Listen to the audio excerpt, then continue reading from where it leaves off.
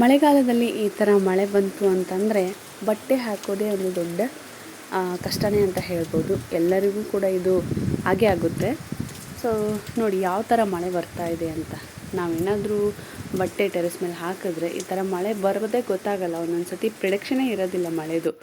So ಹಾಗೆ ಬರುತ್ತೆ, ಒಂದು ಸತಿ ಬಿಸಿಲು ಬಂದಿರೋ ಥರನೇ ಇರುತ್ತೆ, ಬಟ್ ಸಡನ್ನಾಗಿ ಮಳೆ ಬರುತ್ತೆ. ಸೊ ಹಾಗಾಗಿ ಈ ಮಳೆಗಾಲದಲ್ಲಿ ಬಟ್ಟೆ ಒಣಗಿಸೋದು ಒಂದು ದೊಡ್ಡ ಯೋಚನೆ ಆಗಿಬಿಟ್ಟಿದೆ ಎಲ್ಲರಿಗೂ.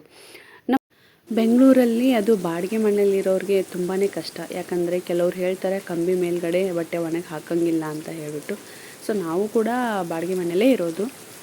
ನೋಡಿ ಯಾವ ಥರ ಮಳೆ ಬರ್ತಾ ಇದೆ, ತುಂಬ ಕಷ್ಟ ಆಗ್ತಾಯಿತ್ತು ನಮಗೂ ಕೂಡ.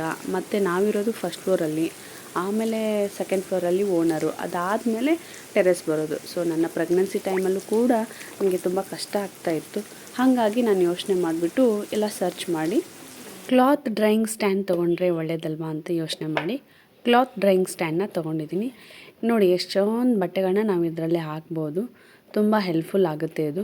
ನಾನೇನು ಇದಕ್ಕೆ ಪ್ರಾಡಕ್ಟ್ನ ಪ್ರಮೋಷನ್ಗೆ ಅಂತ ಮಾಡ್ತಾಯಿಲ್ಲ, ಜಸ್ಟ್ ನನಗೆ ಗೊತ್ತಿರೋ ಮಾಹಿತಿಯನ್ನು ಶೇರ್ ಮಾಡ್ಕೊತಾ ಇದ್ದೀನಿ.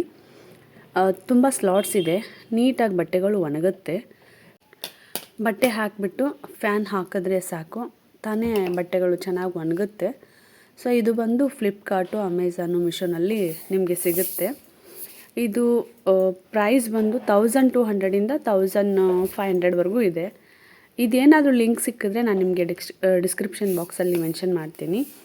ಈ ವಿಡಿಯೋ ಇಷ್ಟ ಆದರೆ, ಅಂದರೆ ಈ ಮಾಹಿತಿ ನಿಮಗೆ ಇಷ್ಟ ಆದರೆ ಒಂದು ಲೈಕ್ ಕೊಡಿ, ಹಾಗೆಯೇ ಕಮೆಂಟ್ ಮಾಡಿ, ಶೇರ್ ಮಾಡಿ, ನನ್ನ ಯೂಟ್ಯೂಬ್ ಚಾನಲ್ನನ್ನು ಸಬ್ಸ್ಕ್ರೈಬ್ ಮಾಡಿ. Thank you.